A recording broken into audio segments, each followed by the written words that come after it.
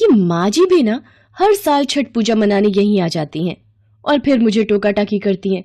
अनु बहू ये ऐसे करो, ये वैसे मत करो, बस उनके उपदेश शुरू हो जाते हैं। अनु, अम्मा गांव में अकेली होती हैं, इसीलिए वो छठ पूजा पर यहाँ आ जाती हैं। उनका भी मन लग जाता है और अगर थोड़ा बहुत बोलें तो सुन लेना। कुछ दिन ही तो रुकते हैं वो भी। उधर राजेश को ट्रैफिक की वजह से स्टेशन पहुंचने में थोड़ी देर हो जाती है। ये लड़का अभी तक हमें लेने क्यों नहीं आया? बैग पकड़े खड़े खड़े घुटने दुख रहे हैं मेरे तो। जरूर अनु ने कोई काम पकड़ा दिया होगा, वैसे भी वो मेरे से 2 कदम आगे ही रहती है। ममता आ जाएगा, अब उसमें उसकी क्या गलती है जो हमारी ट्रेन आधा घंटा पहले पहुंच गई तो। और रास्ते में ट्रैफिक भी तो होता है। लो आ गया हमारा राजेश। पाए लागू बाबूजी, लो मैं सामान गाड़ी के पीछे रख देता हूँ। थोड़ी और देर से आ जाता, क्या हुआ? अम्मा और थोड़ी देर खड़ी रहती। राजेश ममता और किशनलाल को लेकर घर आ जाता है। तभी शिखा और मोहित आ जाते हैं। दादी दादू आप आ गए? दादी आप मुझे कहानी सुनाओगे ना? हाँ मेरे बच्चों, मेरी आंखों के तारों, मैं तुम्हें ढेर सारी कहानियाँ सुनाऊंगी। पाए लागू अम्मा, पाए लागू बाबूजी, चाय चढ़ा दी है आप दोनों की, हाथ मुंह धो लो अम्मा। अगले दिन ममता राजेश से कहती है, राजेश छठ पूजा के लिए सारा सामान ले आना, मैं लिख दूंगी पर्चा। अम्मा वो अनु ने मुझे व्हाट्सएप कर दिया है, मैं लेता आऊंगा। ये लो कर लो बात, अब फोन में पर्चा बनेगा सामान का, ये तो बहुत बढ़िया बात है। पर अभी भी आधा सामान तो अनु लिखवाना ही भूल गई होगी। राजेश अम्मा जी को जरा लिस्ट पढ़कर सुना दो। हाँ ठीक है, वैसे सब कुछ मैंने ही तो सिखाया है तुझे, वरना पहले तो आधी चीजें घाट पर ले जाना भूल जाती थी। अम्मा झूठे मुंह ही तारीफ कर दिया करो, वही आपसे ना होती, मेरे तो कान तरस गए। अगले दिन से छठ पूजा का व्रत था। अनु रसोई में पूरी पकवान बना रही थी। इतना बड़ा काजू बादाम का टुकड़ा तो पहली बार ही देखा हलवे में। अनु थोड़ा छोटा छोटा टुकड़ा काट बहू। और ये राजेश घाट पर ले जाने के लिए ताजी सब्जियां और फल ले आया ना। अम्मा जी छठ पूजा का प्रसाद रखने के लिए बांस की 2 बड़ी बड़ी टोकरियां, पीतल का सूप, दूध और जल के लिए 1 गिलास, 1 लोटा और थाली, इसके अलावा 5 गन्ने जिसमें पत्ते लगे हों, शकरकंदी और सुथनी, पान और सुपारी, हल्दी, मूली और अदरक का हरा पौधा, बड़ा वाला मीठा नींबू, शरीफा, केला और नाशपाती, पानी वाला नारियल, मिठाई, गुड़, गेहूं, चावल का आटा, ठेकुआ, चावल, सिंदूर, दीपक, शहद और धूप, ये सब रख लिया है। और कुछ रह गया हो तो लिखवा दो अम्मा जी। देखा ममता, हमारी बहू को छठ पूजा की सारी विधि विधान और सामग्री पता है। तुम्हें तो गर्व होना चाहिए, हमारी अन्नू बहू कितनी समझदार है। हाँ हाँ ठीक है, चलो राजेश को बोलो सूर्य भगवान के अर्घ्य के लिए घाट पर जाना है। इसके लिए वो तुम्हारे साथ बांस की टोकरी में पूजा का सामान रखवा देगा, तब तक हम भी तैयार हो जाएंगे। दादी घाट पर तो बहुत मजा आएगा। दादी छठ पूजा क्यों मनाते हैं? बच्चों मान्यता है कि छठ माता सूर्य देवता की बहन है। सूर्य देव की उपासना करने से छठ माई प्रसन्न होती हैं और मन की सभी इच्छाएं पूरी करती हैं। छठ की शुरुआत नहाय खाए से होती है और 4 दिन तक चलने वाले इस त्योहार का समापन उषा अर्घ्य के साथ होता है। छठ पूजा करने से छठी मैया प्रसन्न होती हैं और हमारे घर में खुशहाली आती है। साथ ही साथ भगवान सूर्य को अर्घ्य देने से वो हमें स्वस्थ और तंदुरुस्त रहने का आशीर्वाद प्रदान करते हैं। आया समझ में? जी दादी अब समझ में आया। चलो बच्चों गाड़ी में बैठो, अम्मा अन्नू के साथ आओ, मैं बाबूजी का सामान लेकर साथ आता हूँ, ठीक है? चल अच्छा है, अनु तुझे मेरी दी हुई नई साड़ी तो पसंद आई, वरना मेरी पसंद की साड़ी तू कहाँ पहनती है। अम्मा जी आपने भी तो मेरी पसंद की साड़ी और कानों में झुमके डाले हैं, वैसे मेरी चॉइस तो आपको माननी पड़ेगी। और फिर दोनों सास बहू छठ पूजा के लिए घाट पर जाती हैं। 2 दिन तक अनु और ममता खट्टी मीठी नोकझोंक के बीच छठ पूजा का निर्जला व्रत पूरा कर रही थी। एक शाम, अरे पूर्णिमा आओ आओ, कैसी हो? मैं ठीक हूँ, कल सुबह उषा अर्घ्य के लिए कितने बजे निकलना है, यही पूछने आई थी। सुबह 3 बजे तो निकल ही जाएंगे, वहाँ पहुँचने में समय लग जाता है और भीड़ भी होती है। ये कौन है अनु? पहले कभी नहीं देखा। मेरी सास है, गांव से आई है। तभी तो कितना थर्ड क्लास ड्रेसअप है इनका। और मटरी गुजिया का आटा गूंथते हुए पूरी साड़ी को आटे में भर रखा है इन्होंने। कितनी गंवार सी है तुम्हारी सास। पूर्णिमा की बात सुनकर ममता अपनी साड़ी को झाड़ने लगती है। वो थोड़ा लज्जित हो रही थी और अनु ये सब देख रही थी। पूर्णिमा सोफे से उठ इसी वक्त। क्यों, क्या हुआ? थोड़ी देर गप्पे मारते हैं ना। मेरे घर में तेरे घर की तरह ढेरों नौकर चाकर नहीं है। हम अपने घर के काम खुद ही निपटाते हैं और हम तेरी तरह नहीं है जो अपने पति के पैसों को महंगे कपड़ों और जेवर में लुटा दे। हमें पूजा की तैयारी करके जल्दी सोना है। ठीक है, जा रही हूँ। और हाँ, गवार नहीं है मेरी सासू माँ। जब वो खाना बनाती हैं तो अपने हाथों से प्यार उड़ेल देती हैं उसमें, समझी?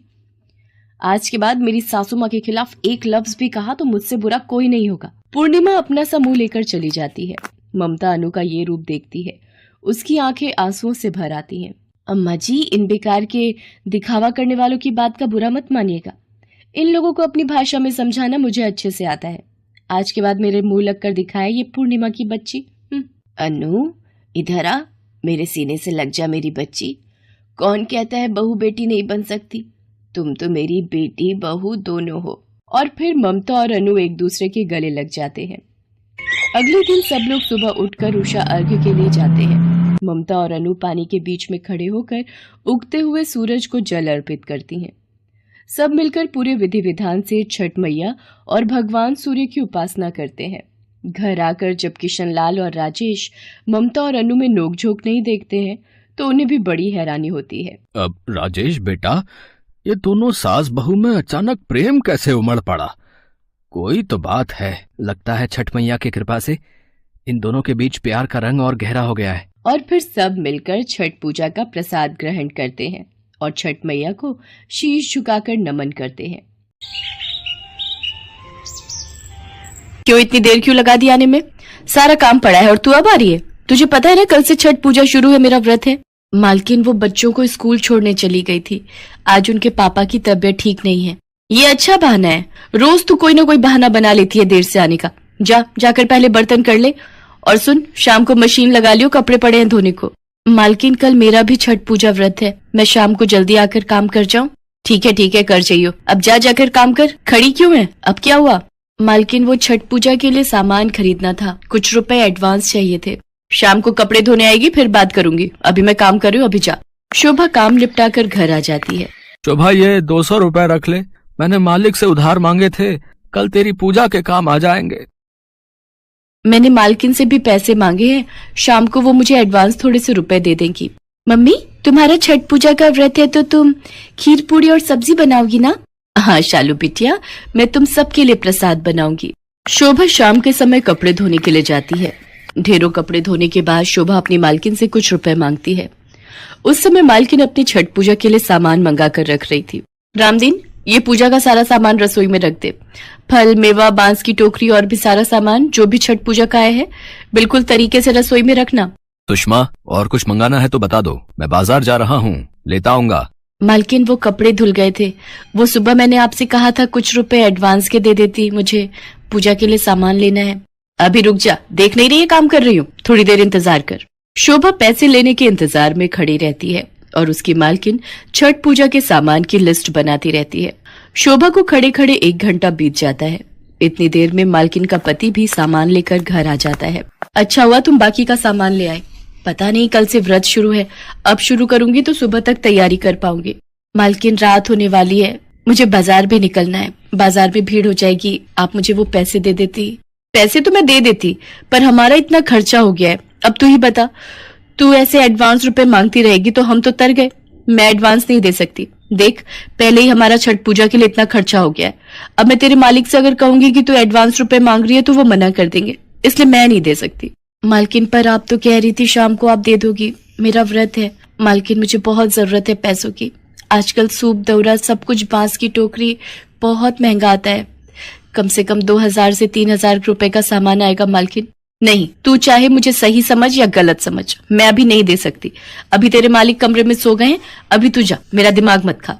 शोभा की मालकिन ने उसका अच्छा फायदा उठाया था। एक गरीब की छठ पूजा एक अमीर के लिए कोई मायने नहीं रखती थी, ये उसकी मालकिन ने साबित कर दिया था। शोभा घर जाकर खूब रोती है, हे छठ मैया, मैं भी आपका व्रत रखना चाहती हूँ, पर सामान के लिए पैसे नहीं है, मैं क्या करूँ?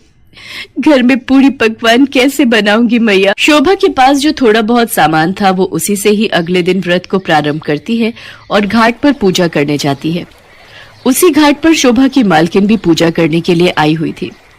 वो ढेरों पूरी पकवान से छठ मैया की पूजा करने के लिए पानी में जा रही थी। अचानक उसका पैर फिसल जाता है और वो बहुत तेज पानी के बहाव में गिरती है। ओरी मोरी मैया, मैं गई, मेरा पैर गया। सुनो जी, मेरा पैर उठ नहीं रहा। लगता है मेरे पैर की हड्डी टूट गई है। अरे ये क्या हो गया? रुको, मैं किसी से मदद लेकर तुम्हें किनारे तक ले चलता हूँ। तभी शोभा की नजर अपनी मालकिन पर जाती है। क्या हुआ मालिक? मालकिन के पैर में क्या हुआ है? पूजा करने के लिए पानी में जा रही थी, चिकनी मिट्टी पर पैर फिसल गया। लगता है पैर की हड्डी टूट गई है, मुझे इसे हॉस्पिटल ले जाना होगा। सुनो जी, जरा इधर आओ, हमें इनके साथ चलना चाहिए। रुकिए मालिक, हम आपकी मदद करते हैं। शोभा अपने पति के साथ उनकी मदद करती है। वो लोग सुषमा को लेकर हॉस्पिटल पहुंचते हैं। घबराने की कोई बात नहीं है, एड़ी में फ्रैक्चर नहीं है, हल्का मांस फटा है, कुछ दिनों में आराम आ जाएगा। अब मैं घाट पर कैसे जाऊंगी? मेरा तो छठ पूजा का व्रत है। मालकिन, आप चिंता मत करो, सब हो जाएगा। शोभा ने खुद भी छठ पूजा का व्रत करा हुआ था, फिर भी वो अपनी मालकिन की पूरी देखभाल कर रही थी। उसने अपने घर के साथ साथ मालकिन के घर को भी संभाल लिया। उनके दोनों बच्चों को समय पर खाना बना कर देना, मालिक को भी समय पर चाय नाश्ता देना, सब कुछ शोभा ही कर रही थी। मालिक, मालकिन को व्हीलचेयर पर घाट के पास बैठा देंगे आप? मालकिन की जगह घाट पर पूजा कर लेना, मैं आपको पूजा की विधि बताती जाऊंगी। ठीक है शोभा, मैं सुषमा का हाथ लगवाकर पूजा कर लूंगा। अगले 2 दिन तक शोभा सुषमा और मालिक के साथ गाड़ी में घाट पर जाती और मालकिन व्हीलचेयर पर बैठकर सारी पूजा पाठ को देखती थी। मालकिन, आराम से, आप मेरा हाथ पकड़ लो, आपको चलने में परेशानी नहीं होगी। शुक्र है छठी मैया का, आपके पैर की हड्डी में कुछ नहीं हुआ। देखना, छठ मैया के आशीर्वाद से आप 2-3 दिन में ही ठीक हो जाओगे। मैंने शोभा के साथ कितना गलत किया, पर आज वो मेरी इतनी सेवा कर रही है। छठ मैया, मुझे क्षमा करना, मैंने एक गरीब का दिल दुखाया है। सुषमा को याद आता है कि किस तरह जब शोभा छठ पूजा के लिए उससे रुपए मांग रही थी तो उसने बर्ताव किया था। सुषमा छठ मैया से माफी मांगती है और छठ मैया के आशीर्वाद से 1-2 दिन में ही सुषमा का पैर बिल्कुल ठीक हो जाता है। शोभा, छठ मैया का व्रत इतने अच्छे से पूर्ण हो गया, तुमने मेरी बहुत सेवा की। ये कुछ उपहार मेरी तरफ से तुम्हारे और तुम्हारे परिवार के लिए है। इसे मेरी तरफ से छठ पूजा का प्रसाद समझ कर रख लो। शुक्रिया मालकिन, अपना ध्यान रखना और किसी भी चीज की जरूरत हो तो आप मुझे फोन कर देना। सुषमा, ये तुमने बहुत अच्छा किया कि शोभा को उपहार के साथ साथ लिफाफे में नगद रुपए भी रख दिए, उसके काम आएंगे। आपको पता है मैं कितनी बड़ी गलती कर रही थी। इंसान चाहे अमीर हो या गरीब, भगवान की नजरों में तो एक समान है। छठ मैया के व्रत और पूजन को मैंने सिर्फ अपने लिए ही महत्व दिया। मैंने उस बेचारी गरीब की परेशानी नहीं देखी, पर अब से मैं ऐसा कभी नहीं करूंगी। मैंने अपने आप से वादा किया है। शोभा घर जाकर देखती है उसकी मालकिन ने उसे छठ पूजा के लिए उपहार में 5100 रुपए का लिफाफा दिया था। शायद शोभा को उस समय इन रुपयों की बहुत जरूरत थी, इसलिए वे रुपए देखकर शोभा के चेहरे पर अजीब सी शांति आ जाती है और वो इन सब के लिए छठ मैया को धन्यवाद करती है।